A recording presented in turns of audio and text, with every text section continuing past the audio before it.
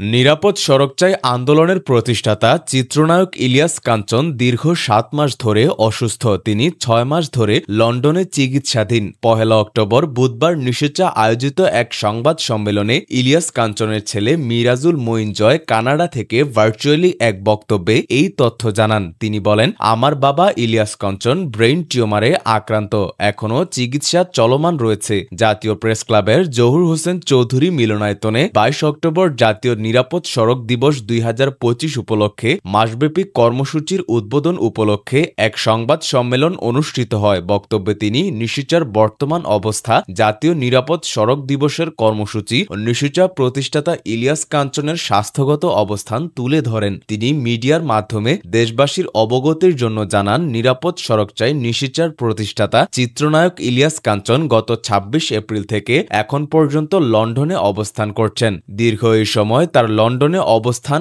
একমাত্র চিকিৎসাজনিত কারণে। তিনি এবছরের শুরুতে শারীরিক নানা সমস্যার মুখোমুখি হন। পরবর্তীতে তার শারীরিক অবস্থা দিন দিন অবনতি হতে থাকলে পরিবারের সদস্যরা গত ৯ এপ্রিল ঢাকার ধানমন্ডির আনোয়ার খান মডার্ন হাসপাতালে ডাক্তারের কাছে নিয়ে যান। দীর্ঘ প্রায় ৬ ঘণ্টা পরীক্ষা নিরীক্ষার পর তার মাথার MRI করা হয়। দুদিন পরে রিপোর্টের ফলাফল জানা যায় তার মাথায় টিউমার হয়েছে। অবশ্য আগে থেকে তিনি কথা বলতে গিয়ে আটকে যেতেন। অনেক কিছু মনে করতে কষ্ট হতো।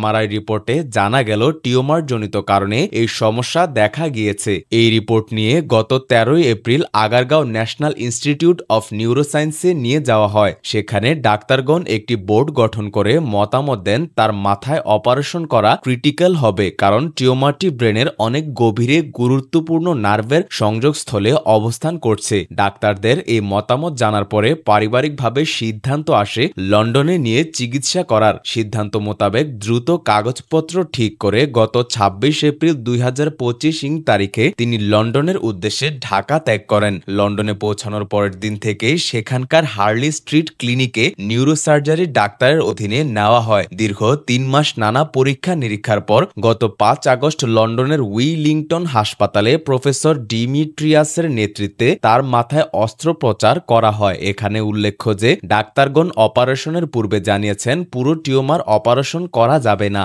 এতে জীবনহানি সহ প্যারালাইজড হয়ে চলন শক্তি ও কথা বলার ক্ষমতা হারিয়ে ফেলতে পারেন তিনি। ডাক্তারের সিদ্ধান্তের উপর আস্থা রেখে টিউমারটি কিছু অংশ অপারেশনের জন্য অস্ত্রোপচারের অনুমতি দেন তার পরিবার। বাকি অংশ ডাক্তার জানিয়েছেন রেডিয়েশন ও কেমোথেরাপির মাধ্যমে নিষ্ক্রিয় করা হবে। মোট ৩০ দিন রেডিয়েশন ও কেমোথেরাপি দিতে হবে। সপ্তাহে ৫ দিন করে ৬ সপ্তাহ চলবে এই রেডিয়েশন ও কেমোথেরাপির কাজ। এই মাসেই শুরু হবে চিকিৎসার এই ধাপ, চলবে ৬ সপ্তাহ পর্যন্ত। এরপর ৪ সপ্তাহ ডাক্তারের অবজারভেশনে থাকবেন। পরে সেখানকার ডাক্তারগণ যখন অনুমতি দিবেন, আশা করছি তখন তিনি বাংলাদেশে আসতে পারবেন। নিশোচার ভারপ্রাপ্ত চেয়ারম্যান মিরাজুল মঈন জয় তার বাবার নিশোচা প্রতিষ্ঠা ইলিয়াস কাঞ্চনের সুস্থতার জন্য দেশবাসীর কাছে দোয়া প্রার্থনা করছেন।